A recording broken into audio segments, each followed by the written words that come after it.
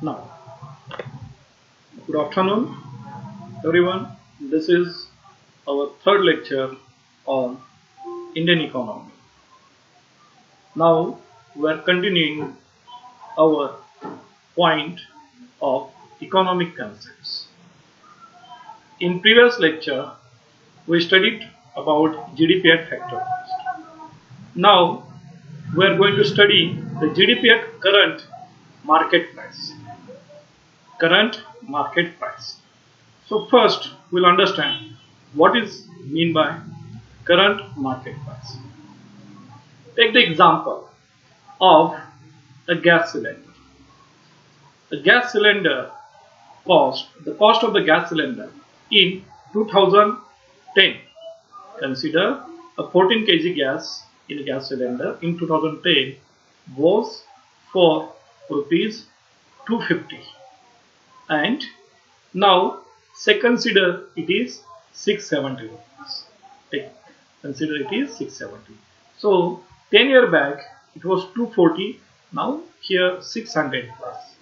So now in this point we are going to study the current market price of a particular product. We can also take the example of chair.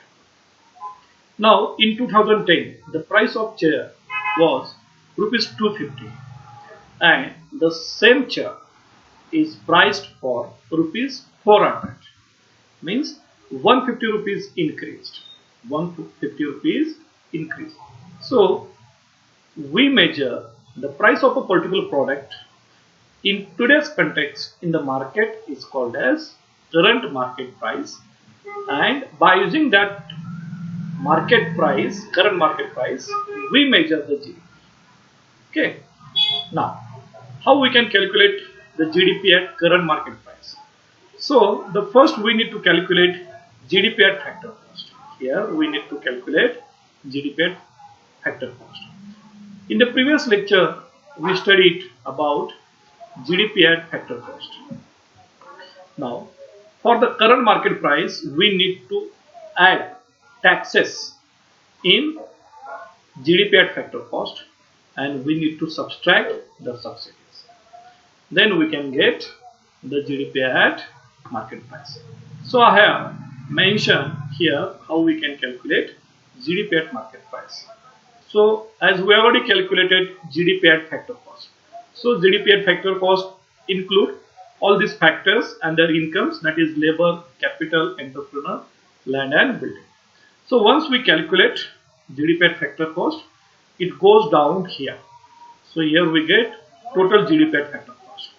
When we add taxes in GDP at factor cost, and through the taxes or through the summation, that is GDP at factor cost plus tax, when we subtract the subsidies, different subsidies we provide. Now, say for subsidy like for purchasing a gas cylinder. Okay. Now similarly we provide different subsidies to the farmers for purchasing fertilizers. Similar different subsidies we provide for purchasing of foods. So all subsidies, whatever we government of India provide, that subsidies need to be subtracted.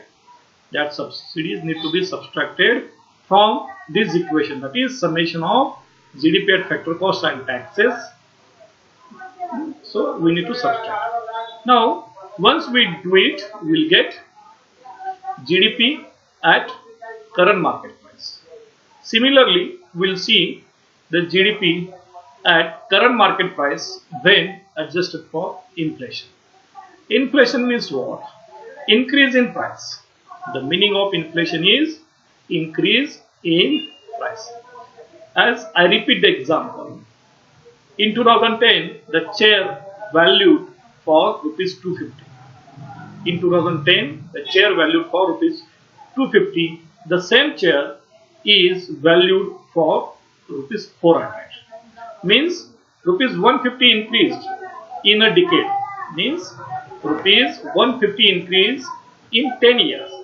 So that increase in amount is called as inflation. Okay. So here the third method is GDP at current market price when adjusted for inflation. How we can calculate the same method is, that is GDP at constant market price. Now it called as GDP at constant market price. How we say the constant market price? As I told you, the cost of chair in 2010 was rupees 250 and in 2020 it is 400 rupees. So 150 rupees not changed within a year. So that rupees 150 changed constantly in the market. Say 2011 it increased to 260 rupees. In 2012 the cost of chair became 280 rupees. Okay. Similarly in 2015 assume the cost of chair increased again by 40 rupees. So it cost near about 320 or 330 rupees. Similarly, in the same way, the cost of chair increased at constant price in a market. So we call it as a GDP at constant market price. Here we can say GDP at current market price when adjusted for inflation gives us GDP at constant market price. Okay, so here we completed income method of GDP calculation. Now here we understand the second method of GDP calculation, that is expenditure method to calculate GDP. Expenditure means, say we understand the very first what is meant by expenditure. Suppose we go to the market to purchase grocery or vegetable. We put or we pay some money and in return we get the vegetable. Have you understood? So it is nothing but we pay some money and we receive some kind of vegetable, some kind of goods, some kind of services. So it is called as expenditure. So by using that expenditure method, we can calculate the GDP. Okay. How we can calculate the GDP by using expenditure method? How we can calculate GDP by using expenditure method? So we'll understand here. We'll understand here how we can calculate. Okay. Now it can be calculated by summation of private consumption. It is mentioned here C. Summation of private consumption plus investment. It is noted by I. Then the government expenditure or government purchase. We can say here the government purchase. And finally the foreign expenditure. So by using the expenditure method, we can calculate GDP. The formula is private consumption plus investment plus government purchase plus foreign expenditure. Okay. So in mathematical terms, the GDP by using expenditure method can be calculated as the formula C, that is private consumption, plus I, that is investment, then P means government purchase, plus foreign expenditure, that is X minus M. Now what is X? X is a export, M is import. We will study about the foreign expenditure in detail in the next coming slide. Okay. Now we will elaborate every point into detail. Now, the first we will understand what is meant by private consumption. In private consumption, that is denoted by symbol C, you can take any other example symbol, no issue. Now under it only final consumption is counted. Suppose we purchase a new car, so it will be counted. Now existing house, we have the existing house, and for that purpose we are paying some rent or some kind of duties, so will be calculated as owner paying rent to himself. Means we have purchased a house, say for example 10 lakh or 15 lakh depending upon the location. We paid it so that the owner is having that property, so he has uh, made payment and he is consuming. So he monthly is paying some installment, so he is paying some rent. Okay, now it is called as consumption. Then intermediate consumption is not counted. Now what is meant by intermediate consumption?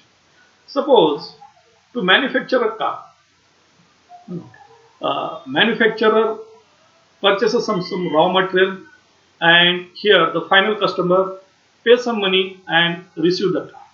In between these two, many service holders, many people are working for manufacturing and for selling the car. So somewhere we don't consider the intermediate consumption for the private consumption. Similarly, we do not consider steel, rubber used to make product.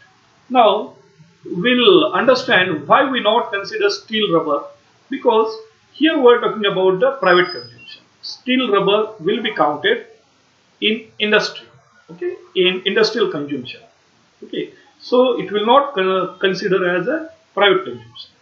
Now we consider that new house is purchased, so it will be our investment, not a consumption.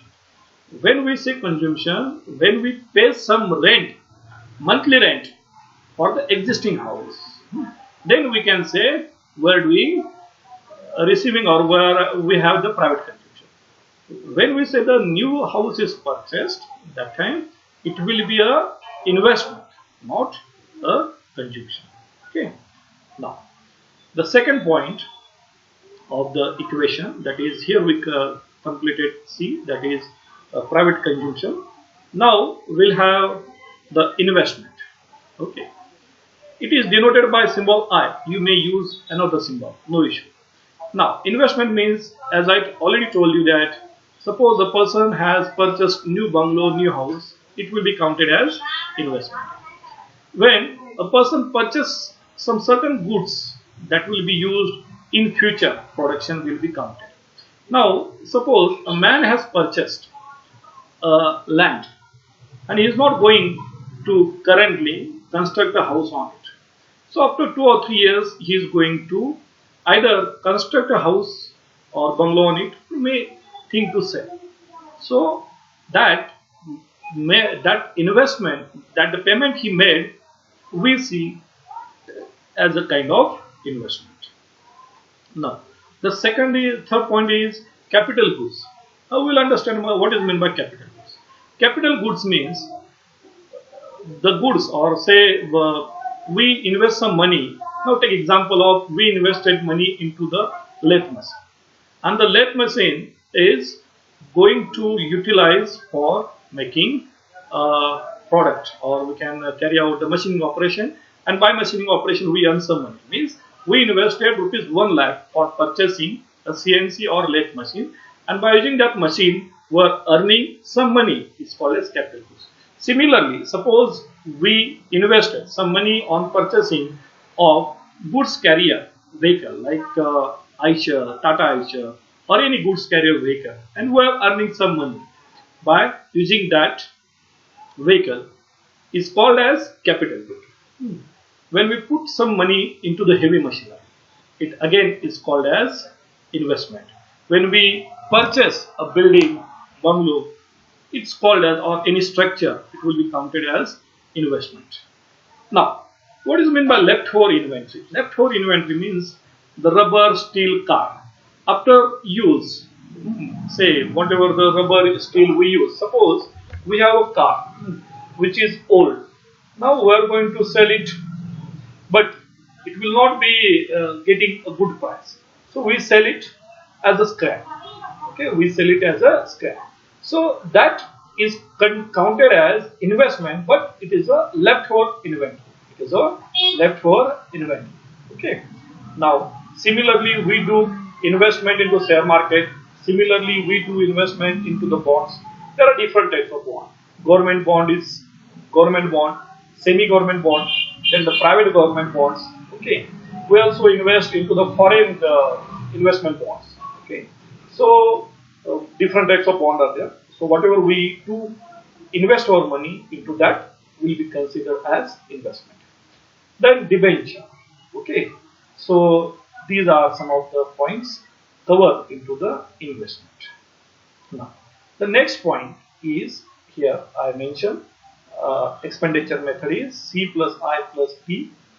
P is, that is purchase, that is government purchase. Now we'll see how the government purchase will be, what points are covered. Now government purchase means government pays salary to employees. So it will be considered in government purchase. Then FCI, that is Food Corporation of India, that is food grain purchase will be counted. Now we reside in Maharashtra, that is specifically in Western Maharashtra. Here we have many sugarcane mills are there, and we get the sugars at subsidized rate. Similarly, in every sugar factory there is levy stock for government. Levy stock for government means that factory need to sell the sugar at concessional price to the government, and that concessional price government receives and send it to the needy people. So Food Corporation of India, whatever the food grains purchase, we consider into the government purchase. Similarly, we can take other food grains like wheat, soybean, then paddy, or we can say rice, or we can say different pulses. So government has made minimum support price. So government will purchase all these food grains at minimum support price. So here we consider it is a government purchase. Now transfer of payments like DBT, that is everyone is knowing about DBT, that is LPG DBT, that is direct benefit transfer. Similarly, government need to pay the pension to the ex-servicemen, that is the people who work earlier with the government are now retired at the different age. So government is paying pension. It will be considered under government purchase. Now government also offer different scholarships to the different students, to the different community, to the different regions. So it will be considered as government purchase. Then government offer different food coupons, etc. So everything is counted into the government purchase. Okay. Now here we understand foreign expenditure. So I again go back to the equation, that is C plus I plus P plus X minus M.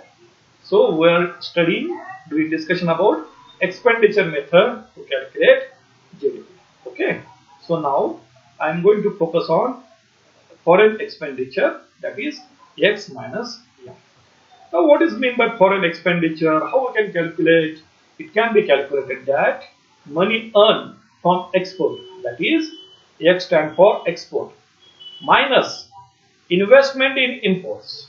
Now how we say we send some amount of foods or some amount of items to foreign country and we earn some money. So here we earn money. So it will consider as X. X will be money earned from export.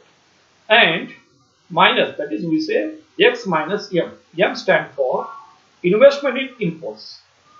We, for the better finishing, we require some precision materials or some precision devices, some precision machines, some precision components. So we purchase it, suppose from foreign country. So we have made an investment. So we have made an investment on it. So we consider X minus M, that is foreign expenditure. X stand for money earned from export minus investment in imports. As invested in imports is already counted in private consumption. As I told you that investment in imports is already counted in private consumption. Okay.